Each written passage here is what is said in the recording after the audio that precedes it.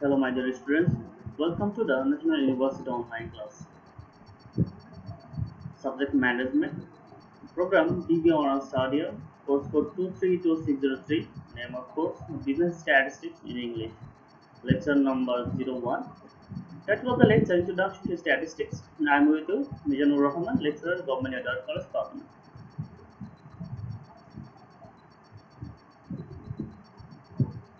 Today, I am discussing about Introduction to Statistics. This is the very beginning class of statistics. The learning objectives. এই ক্লাসটা শেষে তোমরা যেগুলো আয়ত্ত করতে পারবা সেগুলো হলো by the end of this session the student should be able to define statistics, define business statistics, know the different types of statistics, define the data, know the different types of data, and know the different ways to present the data scientifically and systematically. তো শুরুতে আমরা origin সম্পর্কে জানবো, অর্থাৎ statistics শব্দটা কোথা থেকে আসলো।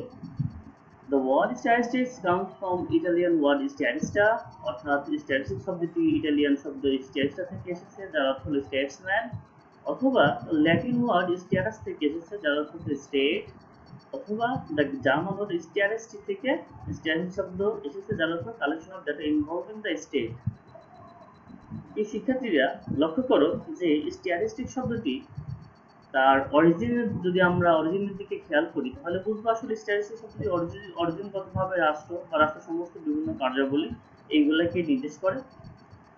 তো একটা রাষ্ট্রে বিভিন্ন রকম কার্যাবলী রয়েছে, রাষ্ট্রের যা মাথাপিছু আয় কত এইগুলো যেমন অনুমান করা, রাষ্ট্রের মাথাপিছু আয় থেকে শুরু করে রাষ্ট্রের জীবনযাত্রার মান, এরপরে তোমার বার্ষিক মৃত্যু হার, জন্ম হার, বিভিন্ন রকম অর্থনৈতিক অবস্থা, বাজেট প্রভৃতি অনুমানগত বিষয় যেগুলো রাষ্ট্র করে থাকে, যে কাজগুলো করে থাকে সেগুলো স্ট্যাটিস্টিক্সের আওতাভুক্ত আমরা অরিজিন থেকে বুঝতে পারছি।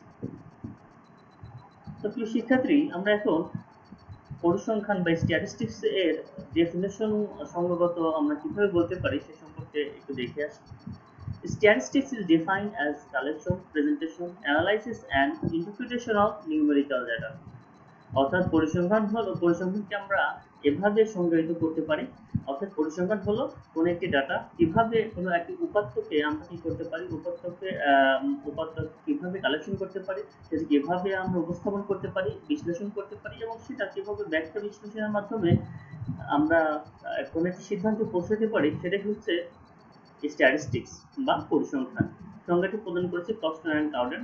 এছাড়া বাউডিংটন স্ট্যাটিস্টিক্স সম্পর্কে বলেছেন যে statistics is a science of probability and inference, অর্থাৎ স্ট্যাটিস্টিক্স হলো সম্ভাবনা এবং অনুমানের একটি বিজ্ঞান। অর্থাৎ পরিসংখ্যানে কি করা হয়, কোন একটি বিষয় সম্পর্কে অনুমান করা হয় এবং সেই অনুমানটা কিভাবে কেমন অনুমান হয়, সম্ভাবনাটা কেমন হয়, সেটা হচ্ছে বিজ্ঞানগত বৈজ্ঞানিক সম্ভাবনা নির্ণয় করা হয় পরিসংখ্যানের মাধ্যমে বা স্ট্যাটিস্টিক্স এর মাধ্যমে।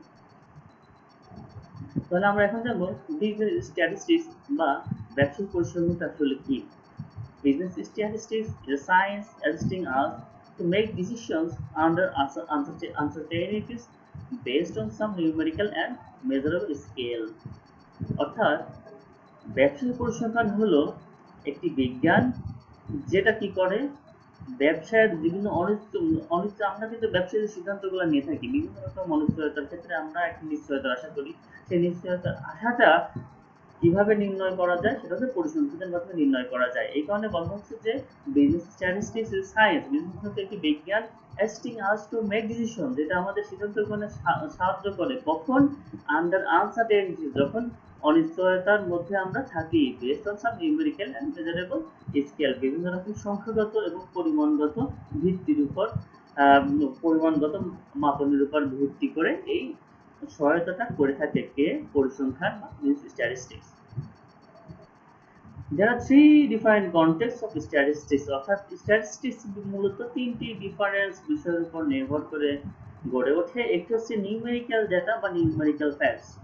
নিউমেরিক্যাল ডেটা বা নিউমেরিক্যাল ফ্যাক্টস বিভিন্ন রকম সংখ্যাগত উপাত্ত এবং বিষয়গুলোর উপর বিষয়গুলো থাকবে এবং সেই সংখ্যাগত বিষয়গুলো collection of data and facts, পরিসংখ্যান কি করবে সেই ডেটা এবং ফ্যাক্টস গুলোকে কালেক্ট করবে। কালেক্ট করার পরে use of theory, methods and procedures in analysing, interpreting and collecting data. এরপরে সেই ডাটা বা উপপাদ্যগুলোকে বিভিন্ন রকম থিওরি, পদ্ধতি এবং বিভিন্ন রকম ব্যাখ্যা বিশ্লেষণের মাধ্যমে সেটা উপযুক্ত যারা ব্যবহার করবে ব্যবহারকারীদের নিকট যে সেটা যাতে বোধগম্য হয়, এরকম একটি অবস্থায় উপাত্তকে তথ্যে রূপান্তর করাই হলো পরিসংখ্যানের কাজ। Use and application of statistics, অর্থাৎ এই যে আমরা পরিসংখ্যানের কথা বলছি, এই পরিসংখ্যানটা কিভাবে ব্যবহার হয় এবং কোথায় ব্যবহার হয়, এবং আমরা সেই সম্পর্কে চলো একটু ধারণা নেই।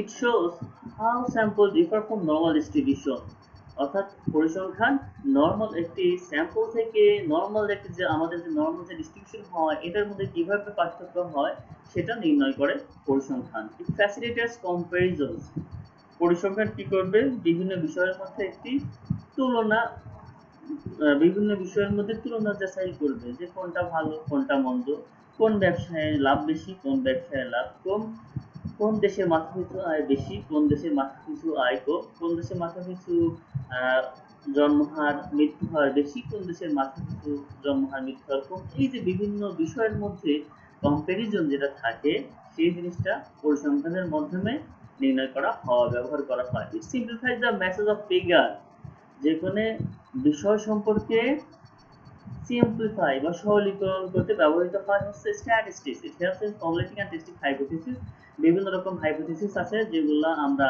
নির্দিষ্ট হাইপোথিসিস টেস্টিং অধ্যায়ে জানবো, যে সেইগুলা ফর্মুলেট করতে সাহায্য করে statistics. It helps in prediction, এবং আমরা বরাবরই জানি স্ট্যাটিস্টিক্স হলো একটি অনুমানের বিজ্ঞান, অর্থাৎ এই অনুমানের সাহায্যকারী হচ্ছে পরিসংখ্যান। এবং ইট হেল্পস ইন ইনফারেন্স, এবং আলটিমেটলি ইনফারেন্স হচ্ছে একটা কনক্লুশন, অর্থাৎ যে কোনো ডিস্ট্রিবিউশন থেকে যে কোনো পপুলেশনের স্যাম্পল থেকে কিভাবে কোনো একটি বিষয় সম্পর্কে আমরা সিদ্ধান্তে উপনীত হতে পারি সেটার ব্যবহারে সেটার জন্য ইউজ অ্যান্ড অ্যাপ্লিকেশন স্ট্যাটিস্টিক্সটা খুবই দরকার হয়ে থাকে। এবার আমরা importance and scope of statistics সম্পর্কে দেখে আসি। আসলে প্রকৃতপক্ষে স্ট্যাটিস্টিক্স এর স্কোপ যদি আমরা বলতে যাই বা গুরুত্ব সম্পর্কে আমরা বলতে চাই, পরিসংখ্যানের আসলে স্কোপটা সারা দুনিয়াব্যাপী, এমন কোনো বিষয় নেই যে জায়গায় পরিসংখ্যানের অ্যাপ্লিকেশনটা নেই। তাই আমরা বলতে পারি পরিসংখ্যানটা আসলে প্রকৃতপক্ষে একটি রাষ্ট্র, একটি পরিবার, একটি সমাজ, একটি ব্যবসার প্রতিষ্ঠান থেকে শুরু করে দেশ বিদেশে প্রতিটি কাজের নানা রকম সমাজ বিজ্ঞান, অর্থনীতি, ব্যবসায় নীতি, সমস্ত যত কিছু আছে সব কিছুতেই দরকার হয় হচ্ছে পরিসংখ্যান। তাই আমরা বলতে পারি যে পরিসংখ্যান হলো একটি সার্বজনীন বিষয়। পরিসংখ্যানে যে জিনিসটা যে স্কোপগুলো আমরা রয়েছে সেগুলো আমরা একটু দেখে আসি। সেটা হচ্ছে স্ট্যাটিস্টিক্স ইন প্ল্যানিং, অর্থাৎ পরিকল্পনা যদি আমরা করতে চাই তাহলে সেই জায়গায় কি দরকার হয়, সেই জায়গায় দরকার হচ্ছে পরিসংখ্যান। স্ট্যাটিস্টিক্স ইন স্টেট, স্ট্যাটিস্টিক্সটা দরকার হচ্ছে একটি রাষ্ট্রের বিভিন্ন রকম বাজেট তৈরি করার জন্য, রাষ্ট্রের অর্থনৈতিক অবস্থা জানার জন্য, একটি রাষ্ট্রের অর্থনৈতিক ভঙ্গুরতা কেমন, অর্থনৈতিক স্ট্যাবিলিটি বা কেমন, একটি রাষ্ট্রের বাজেট কত হবে, সমস্ত কিছু নির্ণয় করার জন্য দরকার হচ্ছে পরিসংখ্যান। স্ট্যাটিস্টিক্স ইন ম্যাথমেটিক্স, বিভিন্ন রকম ম্যাথমেটিক্স যে জিনিসগুলো হয় শুরুতে স্ট্যাটিস্টিক্স মাধ্যমে প্রবাবিলিটি একটা প্রবাবল একটা সিদ্ধান্তে পৌঁছা হয়, এবং আলটিমেটলি কি করা হয় এই ম্যাথমেটিক্স এর মাধ্যমে সেটা প্রমাণ করে দেখা হয়। এটা হচ্ছে স্ট্যাটিস্টিক্স ইন ম্যাথমেটিক্স। এরকম হচ্ছে স্ট্যাটিস্টিক্স ইন ইকোনমিক্স, আমরা আগে ইকোনমিক্স মানেই তো অর্থ নিয়ে কাজ করে, আর বিভিন্ন রকম অর্থনৈতিক প্রবৃদ্ধির সম্ভাবনা, এই সমস্ত কিছু কিন্তু পরিসংখ্যানের উপর নির্ভরশীল। এছাড়া বাকি তো সবগুলোই আমরা বললাম যে পরিসংখ্যানের স্কোপটা যদি আমরা আলোচনা করতে যাই তাহলে আমরা দেখব যে পরিসংখ্যান আসলে সব জায়গায় পরিসংখ্যান ছাড়া কোনো কিছু আমরা ব্যবহার করতে পারি না, কারণ সমস্ত জায়গায় পরিসংখ্যানের অ্যাপ্লিকেশন রয়েছে। Statistics in accountancy and auditing, statistics in industry, statistics in insurance, statistics in astronomy, statistics in physical science, statistics in social science, statistics in biological and medical science, statistics in psychology, statistics in oil. অর্থাৎ আমরা খেয়াল করে দেখি যুদ্ধ থেকে শুরু করে astronomy পর্যন্ত, সোশ্যাল সায়েন্স, বায়োলজিক্যাল সমস্ত ক্ষেত্রেই আমাদের পরিসংখ্যানের একটি স্কোপ রয়েছে, সমস্ত জায়গায় পরিসংখ্যানের ব্যবহার বা গুরুত্ব রয়েছে। এবার আমরা যাবো লিমিটেশনস এন্ড স্ট্যাটিস্টিক্স, অর্থাৎ পরিসংখ্যানে আসলে কি কি লিমিটেশনস আছে। পৃথিবীতে এমন কোনো কিছু নেই যার সীমাবদ্ধতা নেই, তাই পরিসংখ্যান বিষয় হিসেবেও রয়েছে এর কিছু সীমাবদ্ধতা, যার ফলে কি হয় পরিসংখ্যানকে আমরা বিভিন্ন রকম পরিসংখ্যানের যেমন রয়েছে sports pros and also its cons, অর্থাৎ পরিসংখ্যানের ভালো এবং মন্দ, মেরিটস এন্ড ডিমেরিটস, অ্যাডভান্টেজ আর ডিসঅ্যাডভান্টেজ সবকিছু রয়েছে। এর উপর ভিত্তি করেই পরিসংখ্যানে রয়েছে কিছু সুবিধা এবং রয়েছে কিছু সীমাবদ্ধতা। তো সীমাবদ্ধতা যদি আমরা আলোচনা করতে চাই তাহলে সীমাবদ্ধতা কি কি আছে আমরা একটু দেখি। To ascribe unrealistic data by misuse of average, অর্থাৎ পরিসংখ্যান কি করে এভারেজের মিসইউজ করে পরিসংখ্যানটা একটি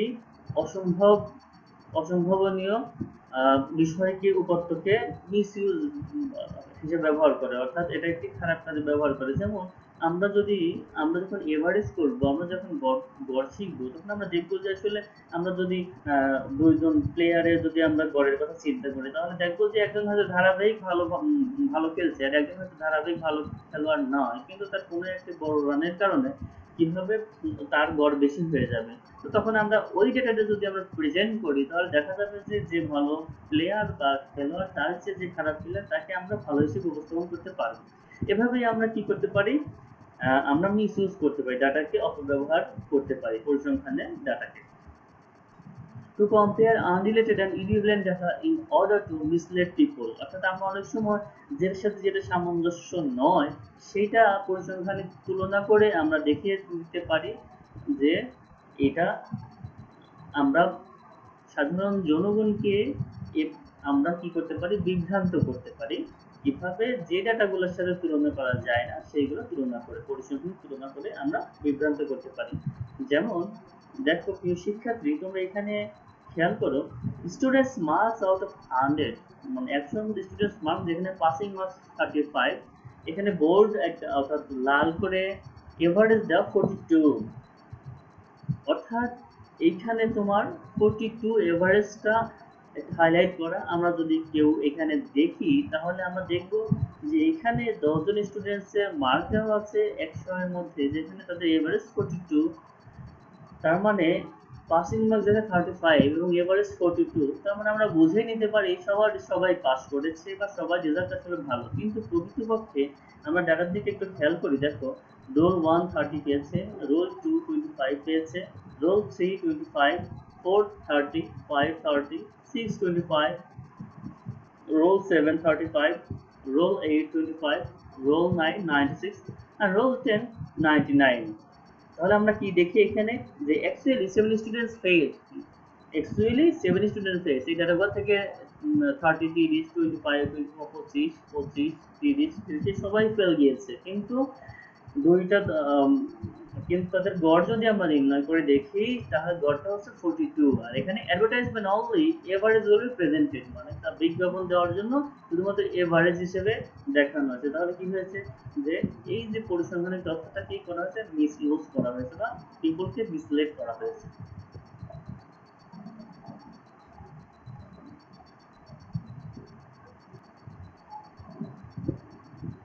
সেক্ষেত্রে এভাবে নির্দিষ্ট কোনো বিজ্ঞাপন বা আমরা অনেক সময় এরকম বিজ্ঞাপন দেখে থাকি যে যেখানে কোনো একটি পরিসংখ্যানে এরকম তথ্য ব্যবহার করে সহজে মিসইউজ করা হয়। In the above mentioned examples, the result of all the brilliant class is displayed for the advertisement of the class.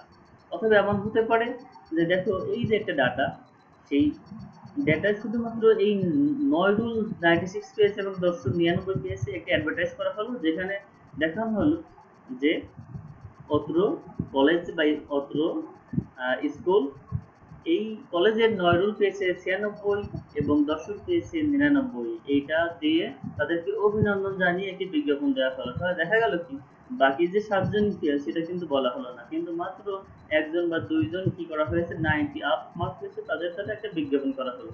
এইভাবে কি করা হয়, মিসলেড করা হয়।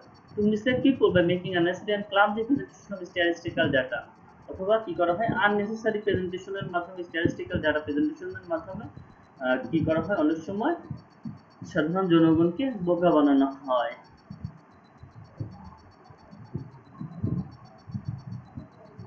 Types of statistical method. আসলে স্ট্যাটিস্টিক্যাল মেথড বা পরিসংখ্যানিক পদ্ধতি সাধারণত দুই ভাগে ভাগ করা যায়। পরিসংখ্যানিক পদ্ধতি সাধারণত কয় ভাগে ভাগ করা যায়? দুই ভাগে। একটা হচ্ছে ডেসক্রিপটিভ স্ট্যাটিস্টিক্স আর ইনফারেন্স এন্ড প্রেডিক্টিভ স্ট্যাটিস্টিক্স। তাহলে পরিসংখ্যানিক মেথডটা কয় ভাগে ভাগ করা যাচ্ছে? দুই ভাগে। একটা হচ্ছে ডেসক্রিপটিভ স্ট্যাটিস্টিক্স আর একটা হচ্ছে ইনফারেন্স এন্ড প্রেডিক্টিভ স্ট্যাটিস্টিক্স।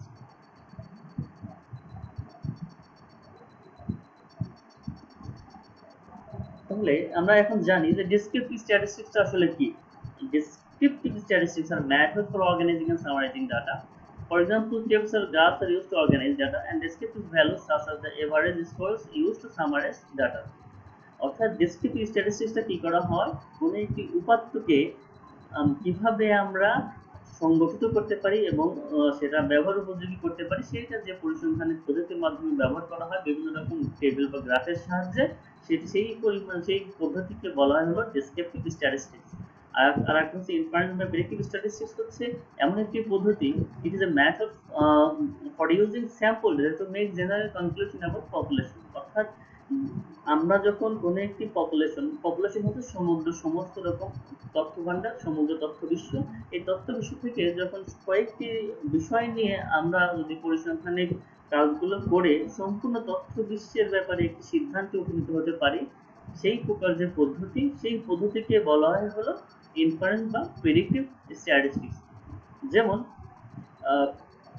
প্রিয় শিক্ষার্থী, তোমরা সবাই খেয়াল করেছো যে তোমাদের মা বোন যখন রান্না করে তখন দেখবা যে একটি চুলাতে যতগুলো ভাত আছে সমস্ত চুলার সবগুলো চাল কিন্তু তারা দেখে না যে চালটা হয়েছে কিনা, ভাত হয়েছে কিনা, বরং দু একটা দেখে, দেখার পরেই কিন্তু সিদ্ধান্ত উপনীত হয় যে ভাত হলো নাকি এখনো হয়নি। সেটাই হলো ইনফারেন্স বা প্রেডিক্টিভ স্ট্যাটিস্টিক্স। অর্থাৎ সমগ্র তথ্য বিশ্ব থেকে সামান্য কয়েকটি ইনফরমেশন নিয়ে সেই থেকে একটি সিদ্ধান্ত উপনীত হওয়া কাজটাই হচ্ছে ইনফারেন্স বা প্রেডিক্টিভ স্ট্যাটিস্টিক্স।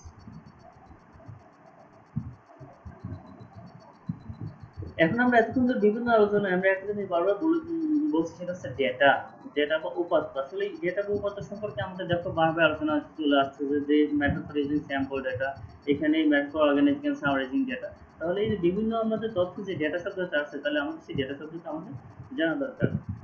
তাহলে আমরা এখন জানবো সেই ডেটাটা আসলে কি। Any observations collected in respect of any characteristics or event is called data. অর্থাৎ কোনো একটি ঘটনা বা কোনো একটি চরিত্র বিশ্লেষণের জন্য, কোনো একটি অবস্থা বিশ্লেষণের জন্য আমরা সাধারণত যে অবজারভেশনগুলো কালেক্ট করি, যে পর্যবেক্ষণগুলো কালেকশন করি, সেইগুলোকে বলা হয় ডেটা বা উপাত্ত। প্রকৃতপক্ষে উপাত্ত হলো কোনো একটি ঘটনা যাচাইয়ের জন্য আমরা সাধারণত যে অগোছালো অবজারভেশন বা পর্যবেক্ষণগুলো ব্যবহার করি, সেগুলো হচ্ছে ডেটা। ডেটাগুলো সাধারণত সাজানো গোছানো থাকে না, এলোমেলো অবস্থায় থাকে। যেমন ধরো যে আমরা সাকিবের রান বেশি, সাকিব ভালো প্লেয়ার না তামিম ভালো প্লেয়ার, এই দুইজনের আমরা যদি তথ্য যাচাই করতে চাই, তাহলে আমরা দেখা গেল সাকিবের বিভিন্ন ম্যাচের বিভিন্ন রকম রান, বিভিন্ন রকমের তামিমের বিভিন্ন রকমের রান আমরা সংগ্রহ করলাম। এখন এই সাকিবের রান এবং তামিমের রানগুলো আমরা কোনো কিছু, আমরা শুধুমাত্র ওই রানগুলোর দিকে তাকিয়ে আমরা কোনো কিছু বিশ্লেষণ করতে পারবো না। তাহলে প্রথমে যখন রানগুলো আমরা সংগ্রহ করলাম, সেইগুলোকে বলা হবে হচ্ছে ডেটা বা উপাত্ত। তখন সাজানো ছিল না, এলোমেলো ছিল। এখন আমরা কি করব? ইনফরমেশন সম্পর্কে জানবো। দেখো, শুরুতে যেটা আমরা জানলাম সেটা হচ্ছে ডেটা। এই ডেটাটা প্রকৃতপক্ষে সাজানো থাকে না, এলোমেলো থাকে এবং সেটা প্রকৃতপক্ষে কোনো মিনিং এ দাঁড় করানো যায় না। কিন্তু ইনফরমেশন যখন ওই উপাত্তকে যখন আমরা একটি মিনিংফুল অবস্থায় রূপান্তরিত করব, সাজাবো, অগোছালো বিশৃঙ্খল পর্যবেক্ষণকে বলা হয় হলো উপাত্ত। এবং অগোছালো বিশৃঙ্খল অবস্থা থেকে যখন আমরা সেগুলোকে একটি কোনো প্রক্রিয়া অবলম্বন করে সাজাবো, তখন সেইগুলোকে বলা হবে হলো ইনফরমেশন বা তথ্য। দেখো, র data carry convey little meaning when it is considered alone। অর্থাৎ র ডেটা প্রকৃতপক্ষে কোনো একটি অবস্থা সম্পর্কে পরিপূর্ণ তথ্য দিতে পারে না। The data is minimized, processed, analyzed and then presented systematically so that it is converted into information। অর্থাৎ যখন এই উপাত্তকে ছোট করা হয় একটি প্রক্রিয়ার মাধ্যমে, কি করা হয় একটি সিস্টেমের মাধ্যমে সেটা প্রেজেন্টের উপস্থাপন করা হয়, তখন ডাটাটা কি করা হয় তথ্যে রূপান্তরিত হয়ে যায়। অর্থাৎ তাই আমরা এভাবে বলতে পারি যে ডাটা হলো কোনো একটি ঘটনা সম্পর্কে অগোছালো, বিশৃঙ্খল, যেটার প্রকৃতপক্ষে কোনো অর্থই নেই এরকম কিছু পর্যবেক্ষণ, এবং এই বিষয়গুলো যখন একটি নির্দিষ্ট পদ্ধতি বা সায়েন্টিফিক পদ্ধতি অবলম্বন করে আমরা একটি সিদ্ধান্তে পৌঁছাতে পারবো, এইরকম যখন সেটাকে রূপান্তর করা হয়, সাজানো হয়, বিশৃঙ্খলকে শৃঙ্খলে ফিরিয়ে দেওয়া হয়, তখন সেটাকে বলা হবে হলো তথ্য। এখন আমরা জানবো টাইপস অফ ডাটা সম্পর্কে। ডাটা প্রকৃতপক্ষে কয় প্রকার? There are two types of data. Data প্রকৃতপক্ষে দুই প্রকার। ডাটা কয় প্রকার? I repeat, there are two types of data. One is quantitative data. Quantitative data হচ্ছে নিউমেরিক্যাল, অর্থাৎ যেটা আমরা সংখ্যায় প্রকাশ করতে পারি। Another is qualitative data. Qualitative data হচ্ছে নিউমেরিক্যাল না, যেটা আমরা সংখ্যায় প্রকাশ করতে পারি না। সেটা হচ্ছে আমার কোয়ান্টিটেটিভ ডাটা। যেমন একটু বিভিন্ন রকম একটি এলাকার বিভিন্ন রকম কে কারা কোন ধর্ম, বিভিন্ন রকম ধর্ম থাকতে পারে, বিভিন্ন রকম ক্লাস থাকতে পারে, যেগুলো কোনো সংখ্যা আসলে প্রকাশ করা যায় না, সেগুলো হচ্ছে কোয়ালিটেটিভ ডাটা। যেগুলো ভুল, প্রকৃতপক্ষে ভুল, এগুলো হচ্ছে কোয়ালিটেটিভ ডাটা। অন্যদিকে কোয়ান্টিটেটিভ ডাটা হচ্ছে নিউমেরিক্যাল বা সংখ্যায় যেগুলো প্রকাশ করা যায়। তাহলে কোয়ালিটেটিভ ডাটা সম্পর্কে আমরা যেটা বললাম সেটা হচ্ছে অলসো কল্ড ডেসক্রিপটিভ বা ক্যাটাগরিয়াল ডাটা। কোয়ালিটেটিভ ডাটা প্রকৃতপক্ষে হচ্ছে ডেসক্রিপটিভ, সেটা ওখানে data is arrange categories on the basis of their quality there is gaps between two values.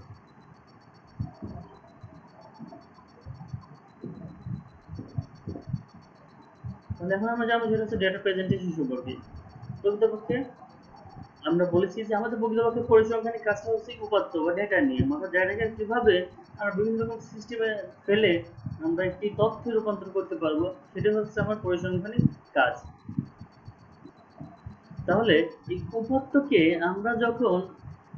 উপাত্তকে যখন আমরা ইনফরমেশন বা তথ্য পরিণত করতে যাবো, আমরা যখন চাইবো তথ্য পরিণত করতে, তখন আমাদের কি করতে হবে? কিছু গাইডলাইন অনুসরণ করতে হবে, যেটাকে বলা হবে প্রিন্সিপালস অফ ডাটা প্রেজেন্টেশন। অর্থাৎ ডাটাকে কিভাবে প্রেজেন্ট করলে সেটা তথ্যে পরিণত হয় এবং সেটা যারা ইউজার আছে তারা তাদের ব্যবহার উপযোগী হয়। এবারে আমরা সে সম্পর্কে আমরা একটু ধারণা নেই। প্রিন্সিপালস অফ ডাটা প্রেজেন্টেশন, অর্থাৎ ডাটা প্রেজেন্টেশন আসলে কি কি প্রিন্সিপাল থাকতে পারে? To arrange the data in such a way that it should create interest in the reader's minds at the first sight. অর্থাৎ ডেটাগুলোকে এমনভাবে সাজাতে হবে যাতে যারা ইউজার, যারা রিডার্স, তারা দেখার সাথে সাথে এটা সম্পর্কে বুঝে যায়। To present the information in a compact and concise form without losing important details. ডাটাকে অবশ্যই বেশি বিস্তারিতভাবে উপাত্তকে বিস্তারিতভাবে তুলে ধরা যাবে না, কারণ কোনো একটি বিষয় সম্পর্কে রিডার্স দীর্ঘক্ষণ কোনো একটি বিষয় সম্পর্কে দেখলে সেটা সম্পর্কে একটা বোর্ডিং ভাব চলে আসে, বিরক্তি ভাব চলে আসে। তোমাদের যদি অনেকক্ষণ ধরে কোনো একটি বিষয় সম্পর্কে বিশ্লেষণ করা হয়, তাহলে দেখা যাচ্ছে সেই জিনিস সম্পর্কে তোমাদের কিন্তু একটা বিরক্তি ভাব চলে আসতে পারে। কিন্তু অল্প সময়ের মধ্যেই যদি তোমাদেরকে নির্দিষ্ট জিনিস সম্পর্কে একটা বোঝানো যায়, তাহলে দেখা যাচ্ছে তোমরা সেই জিনিস সম্পর্কে দ্রুত ধারণা লাভ করতে পারবে। এবার the information to present the data in a simple form so as to draw the conclusion directly by viewing at the data.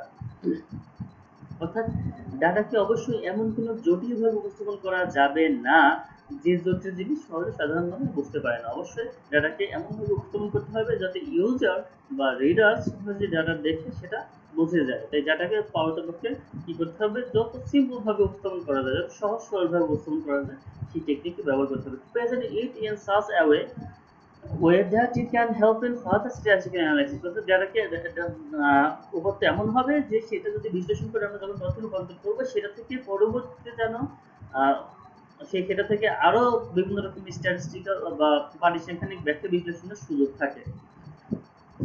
সেরকম করে আমরা আমাদের কি করতে হবে? ডাটাকে প্রেজেন্ট করতে হবে। তাহলে আমরা ডাটা প্রেজেন্টেশনের যে প্রিন্সিপাল গুলো আমরা পেলাম, তাহলে সহজে আমরা সেগুলো বলতে পারি যে ডাটা প্রেজেন্টেশনের যে প্রিন্সিপাল গুলো রয়েছে সেগুলো হচ্ছে প্রথম ডাটাকে সুন্দরভাবে এমনভাবে ব্যবহার করতে হবে যাতে রিডার্সরা ডাটা সম্পর্কে আগ্রহী হয়ে ওঠে। ডাটাকে অবশ্যই গুরুত্বপূর্ণ ডাটাগুলোকে ছোট করে কনসাইজ করে উপস্থাপন করতে হবে যাতে রিডার্সের ইন্টারেস্ট থাকে। এছাড়া ডাটাকে কি করতে হবে, কমপ্লেক্স না করে সিম্পল ফর্মে উপস্থাপন করতে হবে। আর ডাটা কেমন ভাবে উপস্থাপন করতে হবে যাতে ফার্দার এই ডাটা থেকে আরো ব্যাখ্যা বিশ্লেষণ করার সুযোগ থাকে। এখন এই ডাটাকে প্রেজেন্টেশন করার জন্য সাধারণত দুটো ওয়ে আছে। ডাটাকে আমরা প্রেজেন্টেশন যদি করতে চাই, there are two methods, one is tabular and graphical. tabular method যখন আমরা একটা টেবিলের মাধ্যমে ডাটাকে উপস্থাপন করতে যাব টেবিল আকারে, তখন সেটাকে বলা হবে tabular মেথড। আর গ্রাফিক্যাল যখন আমরা বিভিন্ন রকম গ্রাফ, চার্ট প্রভৃতি যদি আমরা ব্যবহার করে যখন উপস্থাপন করব, সেটা হচ্ছে গ্রাফিক্যাল। দেখো প্রেজেন্টেশন অফ ডাটা, তাহলে প্রেজেন্টেশন অফ ডাটা কয় প্রকার? দুই প্রকার। প্রেজেন্টেশন অফ ডাটা কয় প্রকার? দুই প্রকার। there are two types of presentation of data, one is tabular and one is graphical. Two presentation data, one is tabular and one is graphical. তাহলে tabular মানে simple table and complex table. আমরা টেবিলকে যখন simple ভাবে উপস্থাপন করব, শুধুমাত্র একটি ইনফরমেশন সিম্পল টেবল, আমরা সেটা সম্পর্কে জানবো। আর গ্রাফিক্যাল বিভিন্ন রকম চার্ট, বিভিন্ন রকম পিক্টোগ্রাম, বিভিন্ন রকম ডায়াগ্রাম প্রভৃতি ইউজ করে যখন আমরা ডাটাকে উপস্থাপন করব, তখন সেটাকে হচ্ছে বলা হচ্ছে গ্রাফিক্যাল ওয়ে। তাহলে শুরুতে যে ওয়েটা সেটা হচ্ছে টেবুলেশন। বাট টেবুলেশন ওয়েটা আসলে কিভাবে হয় সেটা, তাহলে টেবুলেশনটা কি? Tables are these device that are used to present the data in a simple form. অর্থাৎ টেবুলেশন সিম্পল ভাবে ডেটাবেসের একটি ডিভাইস হিসেবে বলা যাবে যে এমন একটি উপায় যেভাবে আমরা কি করতে পারি, সহজে এই ডাটাকে উপস্থাপন করতে পারি। It is called the first step before the data is used for analysis and interpretation. অর্থাৎ কোনো ডাটাকে যদি আমরা দেখে বিশ্লেষণ করতে চাই, তার জন্য প্রথম যে স্টেপ রয়েছে সেটা হচ্ছে ডাটাকে একটি টেবিলের মাধ্যমে উপস্থাপন করা। তো যখন ডাটাকে একটি টেবিলের মধ্যে উপস্থাপন করতে আমরা চাইবো, তখন কি করতে হবে, ডাটাকে একটি জেনারেল প্রিন্সিপালের আমরা কিছু নিয়ম যদি ফলো করতে হবে, সেই নিয়মিত অনুসারে ডাটাকে টেবুলার মেথডে রূপান্তর করতে হবে। তাহলে সেই নিয়মগুলো কি? The table should be numbered, table 1, table 2, অর্থাৎ টেবিলগুলো একটি number. The table should be number, টেবিলগুলো অবশ্যই একটি নাম্বার করতে হবে, যে টেবিলের নাম্বার 1, টেবিল নাম্বার 2। তাহলে সহজেই কোন টেবিলে কি ডাটা রয়েছে আমরা সেটা বলতে পারি। A little must be given to each table, a title must be given, অর্থাৎ প্রত্যেক টেবিলে অবশ্যই একটি টাইটেল থাকতে হবে, যে এটা কিসের টেবিল, এটা রানের টেবিল নাকি এটা কোনো রিজাল্টের টেবিল, অর্থাৎ এরকম মানে কিসের টেবিল সেটা যাতে সহজেই টাইটেল দেখে বোঝা যায়। The heading of columns or rows should be clear and concise. যে আমরা যখন টেবিলে অবশ্যই হেডিং দিতে হবে, যে কোন টেবিলে কি রয়েছে, কোন টেবিলে স্টুডেন্টস নেম রয়েছে, কোন টেবিলে কোন ঘরে স্টুডেন্টস নেম রয়েছে, কোথায় রিজাল্ট রয়েছে, কোথায় তাদের অ্যাবসেন্ট ইনফরমেশন রয়েছে, কোথায় তাদের প্রেজেন্ট ইনফরমেশন রয়েছে। এগুলো অবশ্যই কনসেপ্ট এবং ক্লিয়ার হতে হবে যাতে সহজে বোঝা যায়। The data must be presented according to size or importance, chronologically, alphabetically or geographically. অর্থাৎ ডাটা যেগুলো টেবিলে আমরা উপস্থাপন করব সেগুলো অবশ্যই ধারাবাহিকভাবে আমরা সেগুলো উপস্থাপন করব এবং গুরুত্বের উপর ভিত্তি করে সেগুলোকে আমরা উপস্থাপন করতে পারি। If percentages or averages are to be compared, they should be placed as close as possible. অর্থাৎ যখন আমরা কোনো একটি পার্সেন্টেজ এবং এভারেজ আমরা যখন কোনো একটি যে জিনিসগুলো আমরা কম্পেয়ার করব, এই কম্পেয়ার জিনিসগুলো অবশ্যই কি করতে হবে, সেগুলো অবশ্যই এটা একটা ক্লোজ হতে হবে যাতে আমরা সহজেই কোনটা থেকে কোনটা কম্পেয়ার করছি সেটা আমরা বুঝতে পারি। No table should be too large, এবং টেবিল অবশ্যই অনেক বড় হবে না যে সেটা আসলে ক্লামজি হয়ে যায়, সেটা বোরিং হয়ে যায়। তাহলে কেউ সে টেবিলের দিকে সে টেবিলটা দেখতেই চায় না, অনেক রং ইনফরমেশন দিয়ে কোনো টেবিল অবশ্যই করা যাবে না। এরকম বিভিন্ন রকম প্রিন্সিপাল রয়েছে, যে প্রিন্সিপালগুলো ফলো করে আমরা কি করতে পারি, টেবুলেশন মেথডে টেবিল করতে পারি। এবং আমি বলেছি টেবিলটা two types of tables, one is simple tables, one is complex tables. যখন একটি সিঙ্গেল সেট দিয়ে আমরা একটি টেবিল করব সেটা হচ্ছে সিম্পল টেবলস, আর যখন মাল্টিপল সেট ইনফরমেশন দিয়ে আমরা টেবিল করব তখন সেটা হচ্ছে কি মাল্টিপল টেবিল। সেখানে দেখো একটি সিম্পল টেবিল রাখা কিভাবে হয়, দেখো এখানে আমরা বলেছি টেবিল নাম্বার, টেবিল 4, আমরা একটা নাম্বার দিই টেবিল 4.4, মানে একটা টেবিল একটা নাম্বার আর কি, টেবিল একটা নাম্বার। তাহলে এই যে টেবিলে আমরা কি করতে পারি, টেবিলে ইনফ্যান্ট মর্টালিটি রেট সম্পর্কে দেওয়া আছে, যেখানে নেম অফ কান্ট্রি, আমরা এই যে এখানে নেম অফ কান্ট্রি দেওয়া আছে, দেখো এখানে একদম সুন্দর করে নেম অফ কান্ট্রি, এখানে রেটটা আসলে কত সেটা সুন্দর করে দেওয়া আছে। এইভাবে এই যখন আমরা এই যে একটা টেবিল আকারে উপস্থাপন করব ডাটাকে, সেটাকে বলা হচ্ছে tabulation method.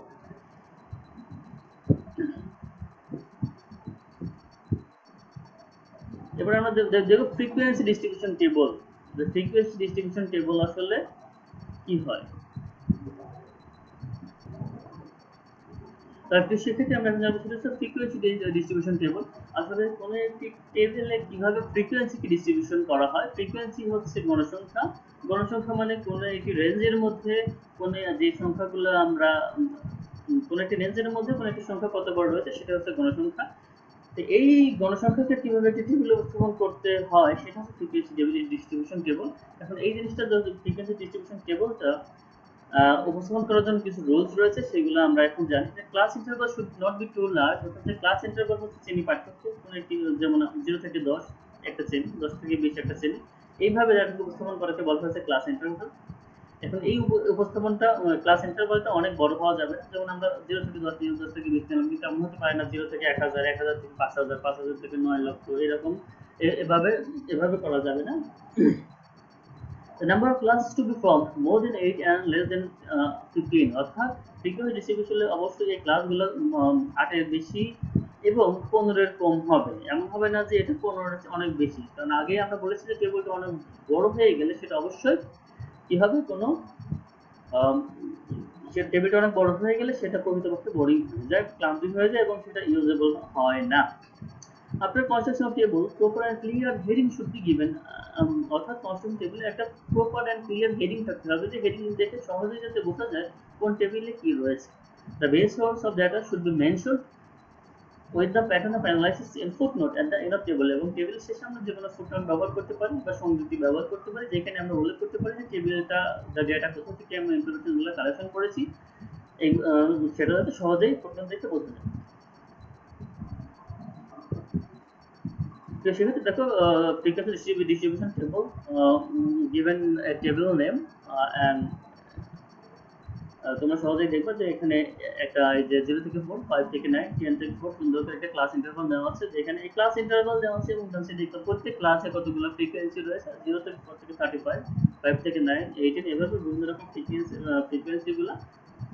ফ্রিকোয়েন্সিগুলো ক্লাস ইন্টারভাল অনুযায়ী ডিস্ট্রিবিউশন করা হয়ে গেছে, এবং এটি হচ্ছে ফ্রিকোয়েন্সি ডিস্ট্রিবিউশন টেবল। দেখো এখানে তোমার একটা টেবিল দেওয়া আছে, যেখানে সহজে বিভিন্ন রকম ফ্রিকোয়েন্সি দেওয়া আছে, ফ্রিকোয়েন্সির সাথে রিলেটিভ ফ্রিকোয়েন্সি, কিউম্যাটিভ ফ্রিকোয়েন্সি প্রভৃতি এখানে দেওয়া আছে, যেটা থেকে সহজেই তোমরা ফ্রিকোয়েন্সি কিভাবে বিভিন্ন রকম ক্লাসে ডিস্ট্রিবিউট করা যায় সেটা হচ্ছে তোমরা জানতে পারবে। এখন আমরা জানবো যে ডাটা প্রেজেন্টেশনের আরেকটা যে ওয়ে আছে, সেটা চার্টস এন্ড ডায়াগ্রাম। তার শুরুতে আমরা জানলাম হচ্ছে টেবুলার মেথড। টেবুলার মেথডে জাস্ট টেবিল আকারে বিভিন্ন রকম টেবিলের আলাদা আলাদা রো থাকবে, কলাম থাকবে, রো টেবিলে বিভিন্ন রকম হেডিং দিয়ে আমরা ডাটাকে উপস্থাপন করবো, সেটা হচ্ছে টেবুলার মেথড। আর চার্টস এন্ড ডায়াগ্রাম হচ্ছে সহজেই কোনো চার্টস বা ডায়াগ্রাম বা ছক কাগজ প্রভৃতি উপস্থাপন করার মাধ্যমে, ডায়াগ্রাম ব্যবহার করে যখন আমরা সহজেই সেটা উপস্থাপন করবো ডাটাকে, সেটা হচ্ছে চার্টস এন্ড ডায়াগ্রাম।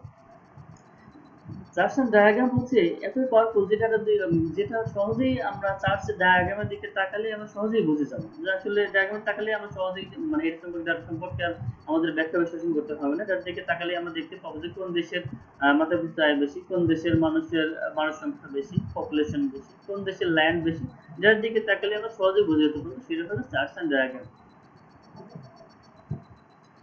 কমন যে ডায়াগ্রামগুলো তোমাদের জানতে হবে সেগুলো হচ্ছে pie chart, simple bar diagram, multiple bar diagram, component bar diagram, histogram, frequency polygon, frequency curve, ogive curve, scatter diagram, line diagram, pictogram এবং স্ট্যাটিস্টিক্যাল ম্যাপ।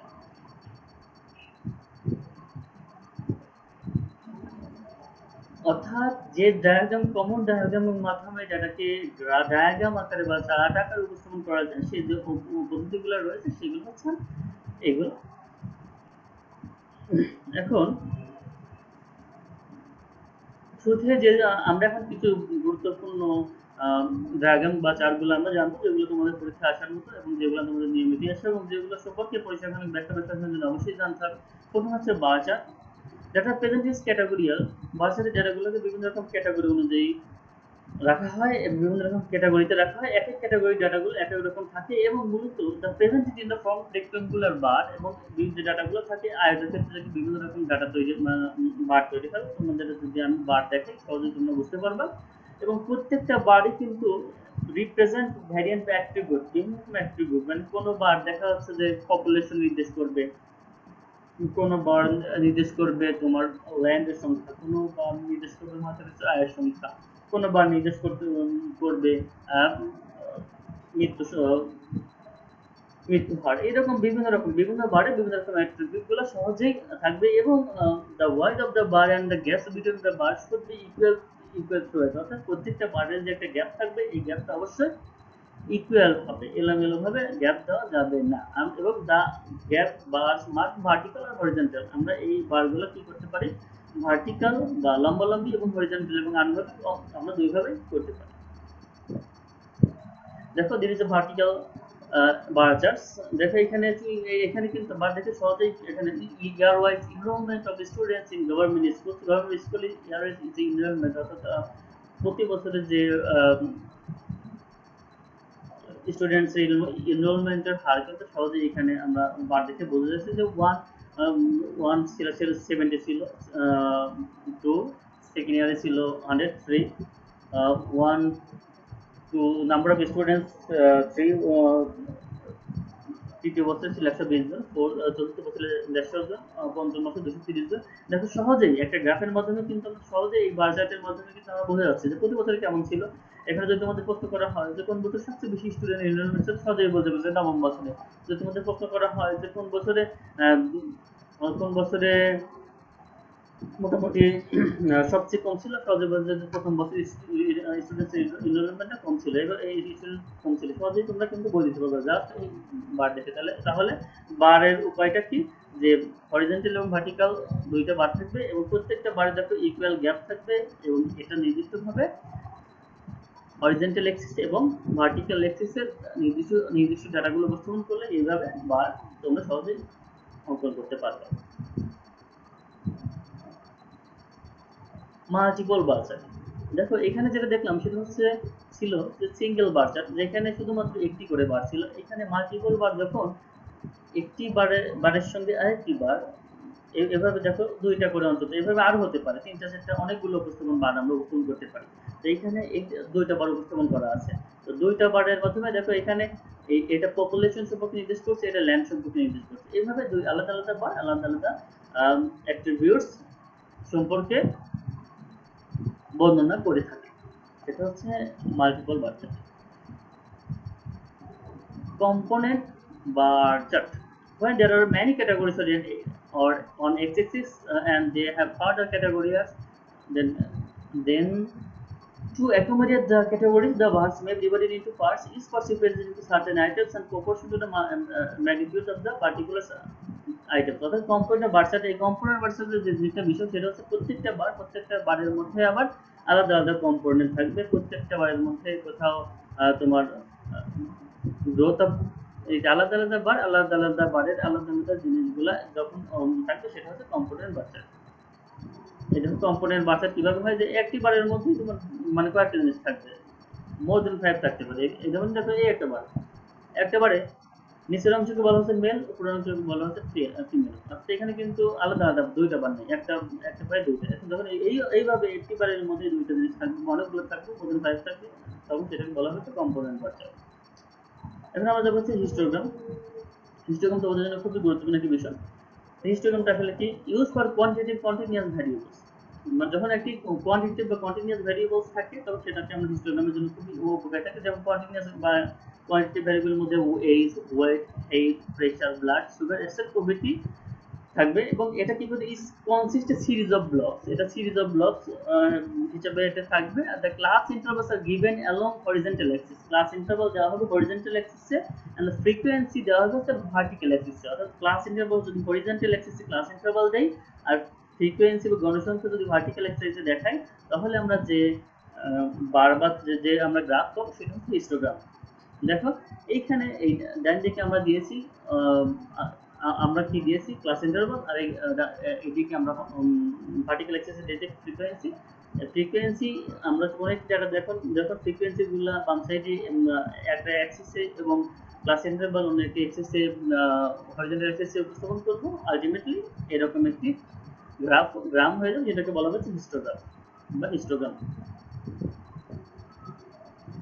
এবার ফ্রিকোয়েন্সি পলিগন, দেখো এইখানে যে আলাদা আলাদা একটি আলাদা আলাদা বিভিন্ন রকম ক্লাসের ফ্রিকোয়েন্সির উপর একটি গ্রাফ হয়েছে, যেটাকে বলছি আমরা হিস্টোগ্রাম। এখন এই হিস্টোগ্রামের প্রত্যেকটির যদি আমরা মিড পয়েন্ট নির্ণয় করি এবং প্রত্যেকটা মিড পয়েন্ট গুলাকে আমরা যদি যোগ করে আমরা যদি যোগ করি, তাহলে আমরা কি পাবো, একটি লাইন পাবো। এই লাইনটাই হলো ফ্রিকোয়েন্সি পলিগন। দেখো ফ্রিকোয়েন্সি পলিগন মূলত এই মিড পয়েন্ট, ফ্রিকোয়েন্সি প্রত্যেকটা ফ্রিকোয়েন্সিতে যে মিড পয়েন্টকে আমরা যদি যোগ করি, তাহলে সেটা হলো ফ্রিকোয়েন্সি পলিগন, যেটাকে বলা হয় center point of a drum. Frequency, the frequency polygon is an area diagram of frequency distribution over histogram. অর্থাৎ যখন হিস্টোগ্রামের উপর দিয়ে যখন আমরা একটি ফ্রিকোয়েন্সি আমরা একটা গ্রাফ করব, তখন সেটাকে বলা হবে ফ্রিকোয়েন্সি পলিগন। এরপরে এখন আমরা যখন পাই চার্ট হচ্ছে অত্যন্ত গুরুত্বপূর্ণ একটি বিষয়। যখন কোনো একটি আমরা বৃত্ত জানি, বৃত্ত হচ্ছে 360 ডিগ্রি ডাটা, কোনো একটি ডাটাকে যখন 360 ডিগ্রিতে উপস্থাপন করবো, তখন 360 এবং 300 প্রত্যেকটা প্রপোর্শনের জন্য যখন আমরা আলাদা 360 ডিগ্রিকে আমরা যখন each category allocate respective angle to the present of the proportion it has, অর্থাৎ প্রত্যেকটা ক্যাটাগরিকে আমরা যখন 360 ডিগ্রি উপস্থাপন করার পরে আলাদা আলাদা ভাবে উপস্থাপন করব প্রত্যেকটা অ্যাট্রিবিউটস অনুসারে, সেটাকে বলা হবে পাই চার্ট। দেখো একটা পাই চার্টের উদাহরণ 360 degree pie chart, 360 degree pie chart, যেখানে 360 ডিগ্রিকে আমরা 100% রূপান্তর করব এবং যেখানে 74% কে বলা হচ্ছে ডেভেলপিং কান্ট্রিজ, 26% আর developed countries 74% world population. World population একটা চার্টের মধ্যে উপস্থাপন করা হয়েছে। এভাবে আমরা কি করতে পারি, একটা পাই চার্ট উপস্থাপন করতে পারি। সেক্ষেত্রে এখানে কিছু রেফারেন্স দেওয়া আছে, যে রেফারেন্স গুলো, যে বইগুলো থেকে তোমরা আরো ফার্দার ইনফরমেশন গুলো কালেকশন করতে পারবে। Statistics for the social science and computer application by Anthony Wall, বিভিন্ন রকম business statistics by SP Gupta and NP Gupta, এই বইগুলো থেকে তোমরা ফার্দার আরো ইনফরমেশন গুলো জানতে। আমার এই পর্যন্ত ছিল। তোমাদেরকে থ্যাংক ইউ আজকে ক্লাস অংশগ্রহণ করার জন্য, এবং আমার পরবর্তী লেকচারে তোমরা মনোযোগী থাকবে সেই আশা রেখে আজকে ক্লাস এখানেই শেষ করছি। আল্লাহ হাফেজ।